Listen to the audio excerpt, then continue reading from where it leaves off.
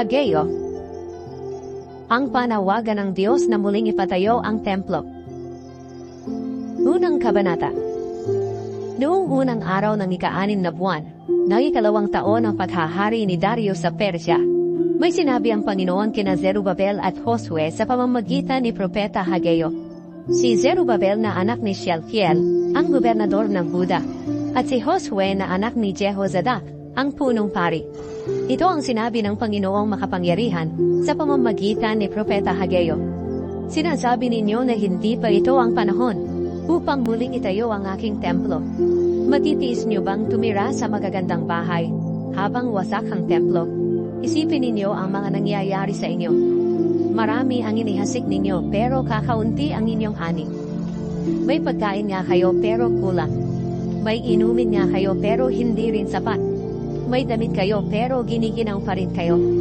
At may tinatanggap kayong sweldo pero kulang pa rin. Kaya isipin ninyo ang mga nangyayari sa inyo. Ngayon umakyat kayo sa bundok at kumuha ng mga kahoy.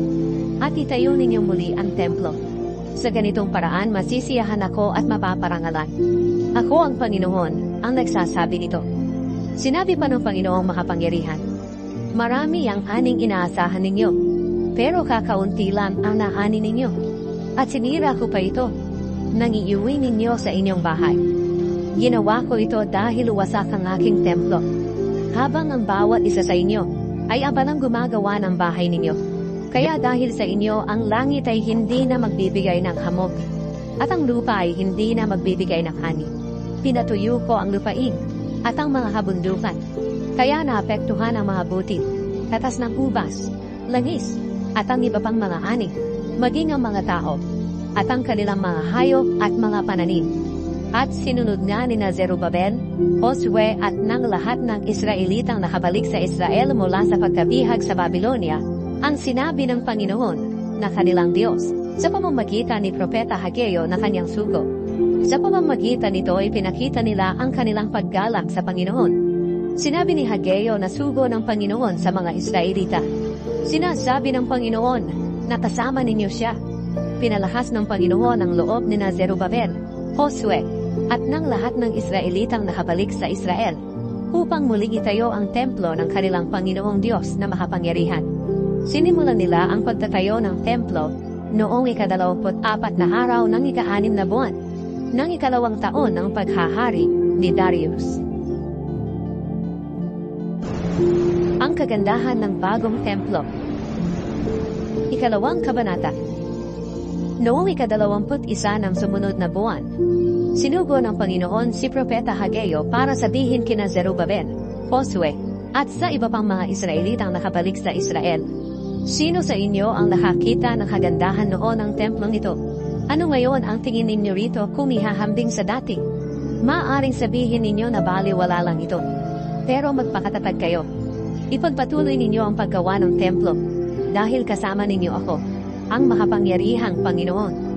Ganito rin ang ipinanako ko sa inyong mga ninuno, nang inilabas ko sila sa Ehipto. At ngayon ang aking espiritu ay mananatiling kasama ninyo. Kaya huwag kayong matakot. Ako ang Panginoong makapangyarihan, ang nagsasabi na hindi magtatagal. Ay minsan ko pang yayanigin ang langit at ang mundo, ang lupa at ang dagat. Yayanigin ko ang lahat ng bansa at dadalhin nila rito sa templo ang kanilang mga kayamanan. Kaya mapupuno ang templong ito ng mga mamahaling bagay, sapagkat ang mga ginto at mga pilak ay aking. Magiging mas maganda ang bagong templo kaysa sa dati. At bibigyan ko ang lugar na ito ng kapayapaan at mabuting kalagayan sa buhay. Ako ang Panginoong Diyos, ang nagsasabi nito. Ang pangako ng Diyos na pagpapala. Noong ika-24 ng ika-9 na buwan, noong ika-2 taon ng paghahari ni Darius, sinabi ng Panginoon kay Hageo, tanungin mo ang mga pari kung ano ang sinasabi ng kautusan tungkol sa bagay na ito. Halimbawa, may isang tao na may dalang sagradong karne sa kanyang damit, at nasagi ito sa tinapay, sabaw, inumi, langis o anumang pagkain. Maaapektuhan ba ang mga ito ng pagkasagrado ng karne? Sumagot ang mga pari, hindi. Kaya nagtanong pa si Hageo, Kung halimbawa ang mga pagkaing nabanggit ay nasagi ng taong itinuturing na marumi, dahil nakahipos siya ng patay, magiging marumi rin ba ang mga pagkaing iyon? Sumagot ang mga pari, oo. Sinabi ni Hageo, ganyan din noon ang mga mamamayan ng Israel, sabi ng Panginoon. Noon anuman ang kanilang mga ginawa at mga inihandog, ay marumi sa paningin ng Panginoon. Mula ngayon, isipin ninyong mabuti ang mga nangyari sa inyo bago ninyo umpisahan ang pagtatayo ng templo ng Panginoon. Sapagkat noon kapag pumunta kayo sa mga bunton ng inyong mga trigo, na umaasa makakaipon ng mga 20 takat, ang nakukuha ninyo ay 10 lang. At kapag pumunta kayo sa pisaan ng inyong kubas, na umaasa makakakuha ng 50 galon, ang nakukuha ninyo ay 20 galon lang. Sinira ng Panginoon ang inyong mga pananim sa pamamagitan ng mainit na hangin, peste, at pagpapaulan ng yelo na parang mga bato. Pero hindi pa rin kayo nagbalik loob sa Kanya.